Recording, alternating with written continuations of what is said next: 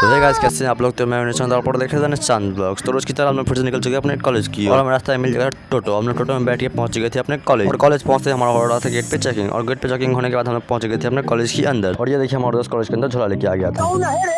और उसके बाद हम लोग बना लेते हैं अपना अटेंडेंस। और उसके बाद चलाते हैं अपनी क्लास की, जो कि अभी था ग्राफिक्स डिजाइन का क्लास। क्लास खत्म होने के बाद चले जाते हैं कॉलेज से बाहर और निकल जाते हैं अपने घर की ओर। और घर जाने के लिए पकड़ने वाले थे वहाँ से बस, जो कि बस स्टैंड हमारा वहाँ से बहुत ही दूर था। इसलिए हम लोग दोस्त के साथ बैठ के आ गए थे बस स्टैंड। बस स्टैंड आते मिल चुका था हमारे बस। और ये बस से जाएंगे हम लोग रेलवे स्टेशन। रेलवे स्टेशन से पकड़ेंगे ट्रेन और निकल जाएंगे अपने घर की ओर। और बस में कुछ देर बैठने के बाद हमारा बस खुल चुका था, निकल चुका था अपनी जर्नी की ओर।